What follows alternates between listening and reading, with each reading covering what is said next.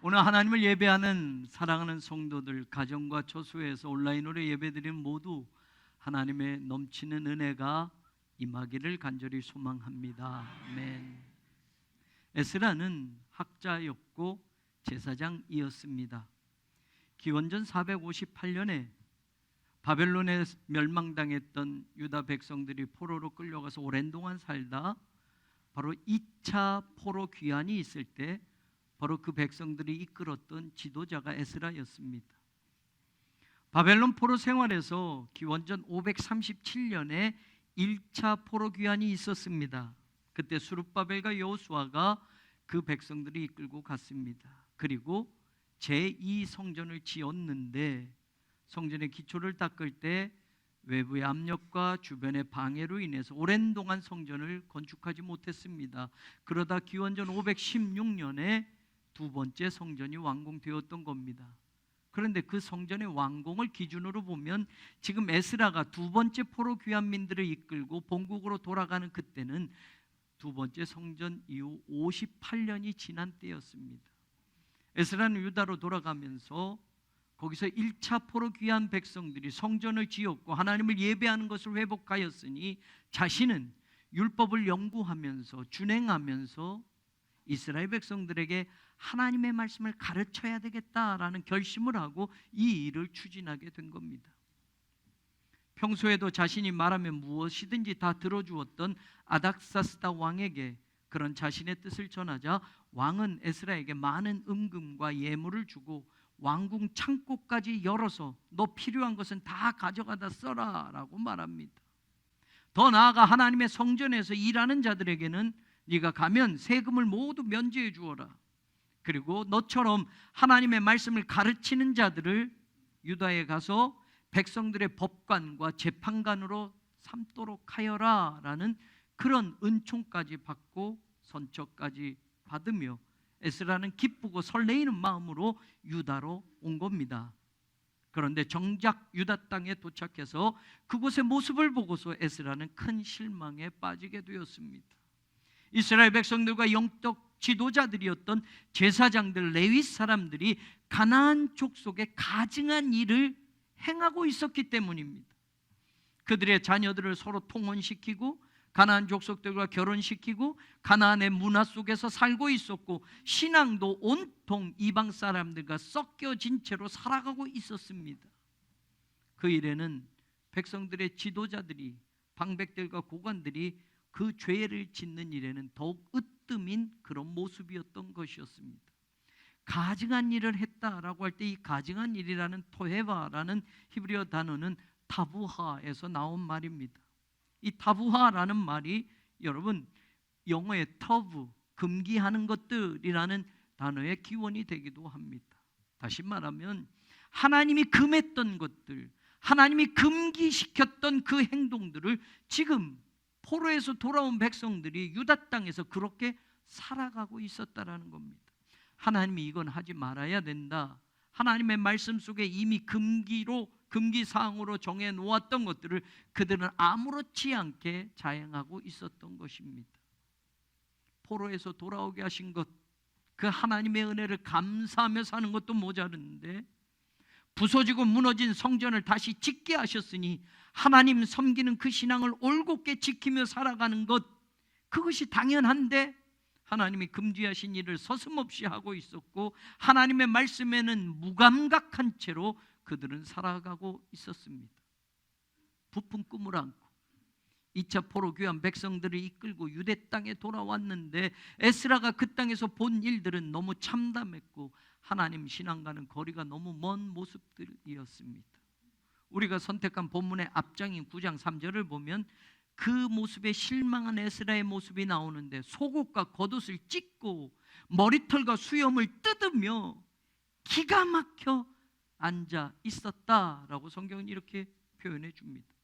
그렇게 저녁 제사를 드릴 때까지 무릎을 꿇은 채 에스라는 손을 들고 하나님께 기도하고 있었습니다.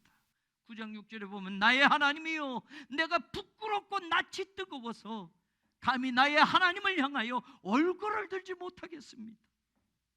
이는 우리 죄악이 너무 많아서 정수리에까지 넘치고 우리 허물이 커서 하늘까지 미치고 있습니다. 그리고 7절에 말합니다. 우리 조상들의 때부터 오늘까지 우리의 죄가 심합니다. 에스라의 기도를 들어보면 죄의 문제에서 유다 백성들은 지금도 변한 게 없다는 것을 알게 됩니다.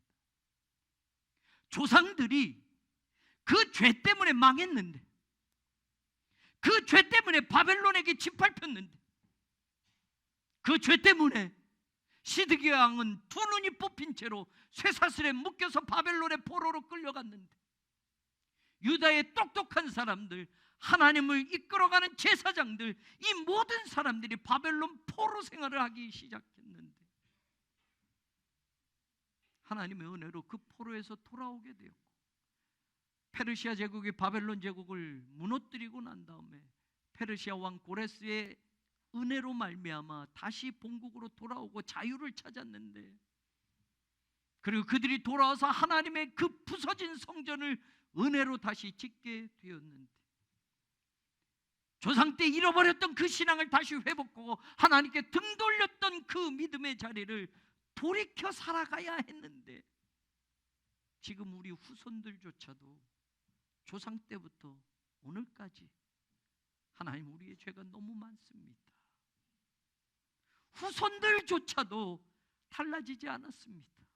그 죄의 쓴뿌리들이 오늘까지도 우리 가운데 이렇게 심하니 하나님 부끄럽고 낯이 뜨거워서 감히 얼굴을 들지 못하겠습니다. 그렇게 슬퍼하며 하나님의 성전 앞에 엎드려 울며 무릎 꿇어 기도하고 죄를 고백하는 에스라에게 이스라엘 백성들이 한 사람 두 사람 모여들기 시작합니다. 성경에는 남자도 여자도 어린 아이들도 성전 앞에서 무릎 꿇어 울고 기도하며 회개하고 있는 그 에스라에게 모여들었다라고 말합니다. 그리고 그 중에 스가냐가 에스라에게 이런 말을 합니다. 본문 2절에 나오죠. 스가냐가 에스라에게 이르되 우리가 우리 하나님께 범죄하였습니다. 이 땅 이방 여자들을 맞이하여 아내로 삼았으나 이스라엘에게 아직도 소망이 있습니다. 스가냐가 에스라에게 와서 하는 말이 이겁니다. We have been unfaithful to our God. 우리가 하나님께 죄를 지었습니다. 그래서 이렇게 살았습니다. 그러나 yet now there is still hope for Israel. 그러나 아직 우리에게, 이스라엘에게 희망이 있습니다. 그가 이스라엘에게 소망이 있다고, 희망이 있다고 말하는 근거가 3절에 바로 말합니다. 내 주의 교훈을 따르며 하나님의 명령을 떨면서 준행하는 자의 가르침을 따라 모든 아내 그들의 소생을 다 내보내기로 우리 하나님과 언약을 세우고 율법대로 행할 것이기 때문에 하나님의 말씀을 두렵고 떨림으로 받은 우리들이 이제는 하나님의 말씀대로 그대로 따르겠다고 결단했기 때문에 우리에겐 소망이 있습니다 라고 말합니다. 스가냐가 에스라를 위로합니다. 기가 막혀 앉아있는 에스라를, 부푼 꿈을 갖고 온 에스라를 눈물로 하나님께 기도하고 무릎 꿇어 기도하고 어찌할 바를 모르는 그 에스라를 한 사람 두 사람 모여든 그 사람 중에 스가냐가 와서 말합니다. 예, 우리가 죄를 지었습니다. 그러나 아직 이스라엘에겐 소망이 있습니다. 하나님의 말씀에 떨림으로 그 말씀대로 살기로 결단한 사람들이 있기에 아직 소망이 있습니다. 그러면서 4절에 에스라에게 말합니다. 일어나세요. 라이저, 일어나세요. 그 다음에 하는 말이 뭡니까? 우리가 돕겠습니다. We'll support you. 그러니 당신은 용기를 가지십시오. So take courage. 그리고 하나님의 일을 하십시오. And do it. 에스라 곁에는 지금 하나님의 말씀 앞에 떨리는 심정을 가지고 살아가는 사람들이 생겼습니다. 말씀이 그들 속에서 역사하사 그 말씀대로 살겠다고 결단을 하는 사람들이 모여들고 있습니다. 그리고 그들이 말합니다. 아직 소망이 있습니다. 일어나십시오. 우리가 돕겠습니다. 용기를 가지십시오. 그리고 하십시오. 그 일을 하십시오. 하나님의 말씀 앞에 두렵고 떨림으로 사는 그 사람들이 소수여도 그들이 말씀대로 살겠다고 결단하면 하나님은 분명히 소망을 보여주시는 줄로 믿습니다. 절망의 자리에서도 일어나게 하시고 기가 막힌 인생의 조건에서도 다시 용기를 갖게 하시고 하나님의 일을 하게 하십니다. 저는 오늘 우리 모두가 이 말씀 앞에 우리 자신을 내어놓기를 원합니다. 성전 건축의 상황이 기가 막힐 일들이 계속 되어지기도 하고 내 인생에 정말 기가 막힐 일들이 생겨나도 그래서 나를 지금 주저앉히게 만들어도 건강했는데 어느 날 갑자기 의사에게 청천벽력 같은 진단의 결과를 듣게 되고 괜찮은 줄 알았는데 내 사업이 갑자기 삐그덕대고 깊은 수렁에 던져지는 것 같고 자식들 잘 되기를 바라며 기도하고 살았는데 내 자녀들 가운데 어려운 일이 생기고 내 남편과 아내가 서로 사랑하며 행복하게 계속 살아갈 줄 알았는데 말도 안 되는 일이 우리 부부 사이에 일어나고 정말 기가 막힌 일들이 내 인생에 갑자기 생겨지며 우리 자신을 주저앉혀 더 이상 살아갈 용기나 무엇을 하려고 하는 희망도 빼앗아 버릴 때가 있습니다. 그런 일이 계속 벌어진다 하더라도 그 기가 막힐 일들이 교회 안에 일어나고 가정 안에 일어나고 내 인생 안에 일어나서 지금 나를 주저앉혀 버린다 할지라도 아직 소망이 있음을 믿으시기를 바랍니다. 하나님의 말씀 앞에 떨림이 있으면 하나님의 말씀을 아직도 떨림으로 받을 수 있다면 그 말씀이 우리를 일으키실 겁니다. 그 말씀이 우리를 살릴 겁니다. 그 말씀이 우리를 끝까지 인도해 갈 것입니다. 그 말씀이 우리로 하여금 하나님의 영광을 보게 할 것입니다. 이사야서 66장 2절에 이렇게 말합니다. 나 여호와가 말하노라. 하나님이 직접 말씀합니다. 내 말을 듣고 떠는 자 그 사람은 내가 돌보려니와. 하나님의 말씀 앞에 두렵고 떨리는 마음으로 서 있는 그 사람, 하나님 말씀 앞에 내 영혼까지 떨림으로 정직하게 설 수 있는 그 사람, 그 사람을 하나님은 돌보아 주실 것이라 약속합니다. 지금 이스라엘이 죄악된 세상으로 물들어가고 있습니다. 나라가 망했는데도 정신 차리지 못합니다. 부서진 성전을 어렵게 다시 건축하게 하셨는데도 그 결심, 그 결단이 58년이 지나자 다 사라져 버린 듯합니다. 이제는 세상과 하나님의 백성들이 구분이 안 될 정도로 지금 섞여 살고 있습니다. 그러나 그들 중에도 하나님의 말씀 앞에 두렵고 떨림으로 그 말씀을 붙잡고 결단하고 그렇게 살겠다고 모여든 사람들이 기가 막혀 앉아있는 에스라를 위로해 줍니다. 에스라를 일으켜 세워줍니다. 그들이 에스라를 끝까지 돕겠으니 마음껏 일하십시오, 용기를 가지십시오, 그 일을 하십시오라고 권면합니다. 하나님의 말씀 앞에 떨려본 적이 언제였습니까? 이제는 날마다 언제나 내가 듣고 싶으면 들을 수 있는 것이 하나님 말씀이어서 우리는 사실 말씀의 홍수 속에 살아가고 있지 않습니까? 텔레비전 프로를 내가 선택해서 보는 것처럼, 재미있는 영화를 내가 골라서 보는 것처럼, 이제 세상에 널려있는 그 수많은 하나님의 말씀들도 유튜브 안에서, 컴퓨터 안에서, 스마트폰 안에서 언제고 세계에서 제일 큰 교회 목사도 내가 들을 수 있고, 대한민국에서 가장 큰 교회, 가장 크게 목회하는 목사의 설교도 내가 선택해서 들을 수 있으니, 내 마음대로 골라서 들을 수 있으니, 내가 듣고 싶은 것만 선택해서 듣고 꺼버릴 수도 있으니, 말씀의 떨림이 사라진 지 오래되지 않았습니까? 말씀이 들려 가슴까지 내려가지 못하고 조금만 이 귓가에서 거슬리는 말이라고 느껴진다면 쉽게 돌려버리거나 꺼버릴 수 있는, 내 마음대로 내 입맛대로의 말씀이 되어버린 지 오래되지 않았습니까?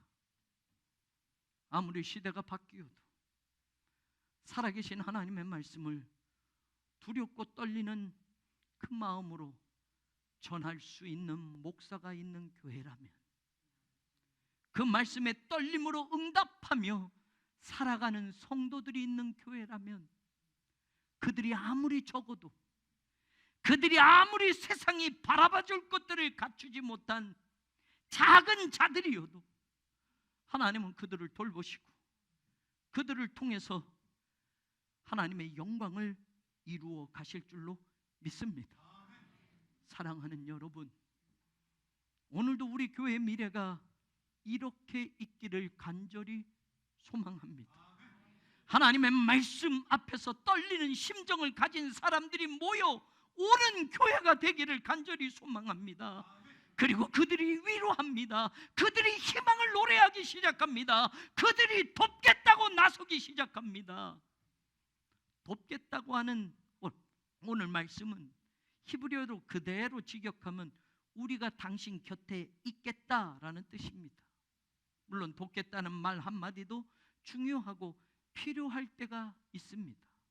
그런 때 진짜 도우려면 말입니다, 말만 돕겠습니다가 아니라 곁에 있어 줘야만 합니다. 기가 막혀 앉아있는 그 사람 곁에 같이 앉아 있어 줘야만 합니다. 절망하고 슬퍼하고 있는 그 사람 곁에 함께 그 절망을 보듬고 같이 있어 줘야 합니다.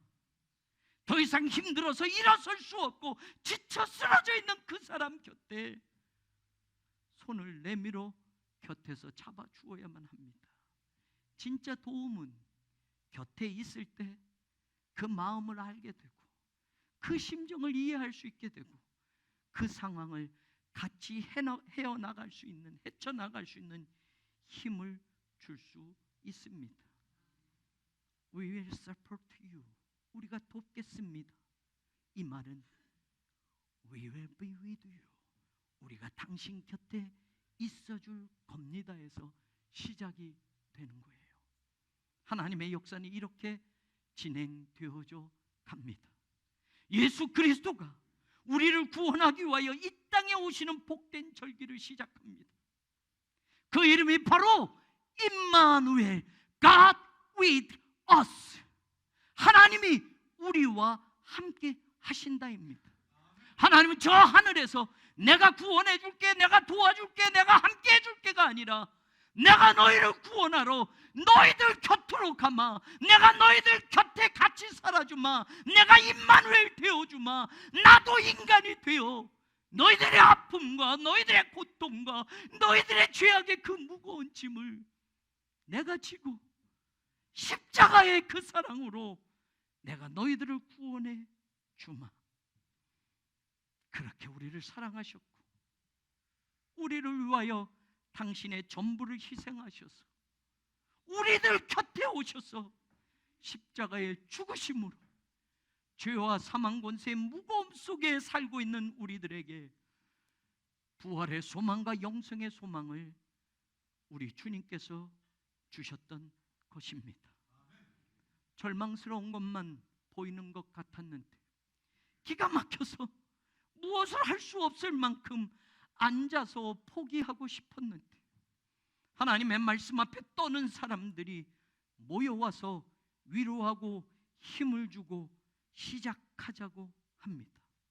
희망이 아직 있다고 외치고 있습니다. 우리가 돕겠다고 나서고 있습니다. 우리가 곁에 있어줄 거라고 용기를 심어줍니다.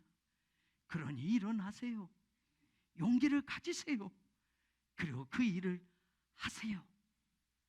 오늘도 이렇게 하나님의 말씀 앞에 거룩한 떨림으로 반응하는 사람들이 모여서 일하는 교회가 되기를 주님의 이름으로 축원합니다. 오늘도 하나님의 말씀 앞에 거룩한 떨림을 가진 사람들이 서로 용기를 주는 교회가 되기를 소망합니다. 절망이 아니라 소망을 말하는 교회가 되기를 바랍니다. 일어나십시오. 우리가 돕겠습니다. 우리가 당신 곁에 함께 할 겁니다. 이렇게 함께 외치며 하나님의 나라를 위해, 하나님의 영광을 위해 일하는 교회가 되기를 바랍니다. 저는 우리 교회와 성도들이 앞으로 어떤 일이 있어도, 어떤 조건 속에서도, 어떤 어려운 상황 속에서도 하나님의 말씀 앞에 영혼까지 떨리는 그 심정으로 우리들의 삶을 살아갈 수만 있다면 반드시 하나님의 인도하심, 보호하심을 경험하고 하나님께 영광 올려드리는 그런 인생이 되고 그런 교회가 될 줄로 믿습니다. 사랑하는 여러분, 우리 교회는 새 성전을 건축 중에 있습니다. 저는 우리 교회의 성전 건축하는 일이 힘들고 어려워도, 조합들의 비협조와 위협이 계속되어 와도, 문제가 생기고 또 문제가 생겨서 일이 꼬이고 늦어져도 우리에게 아직도 소망이 있음을 믿으시기를 바랍니다. 아니, 우리 입에서 공통으로 외치는 말이 아직도 소망이 있다라는 이 말이 되기를 원합니다. 그래서 서로가 서로에게 믿음으로 선포하십시오. 일어나십시다. 그래서 우리가 서로를 도와가며 손을 잡읍시다. 우리가 곁에 있어 줄게요. 그러니 용기를 내세요. 그리고 하나님의 그 일을 하십시다.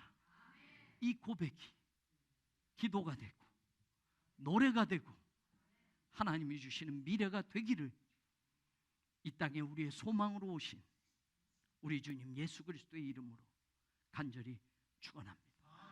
하나님, 아직도 소망이 있다는 이 말씀을 오늘 우리는 붙잡기를 원합니다.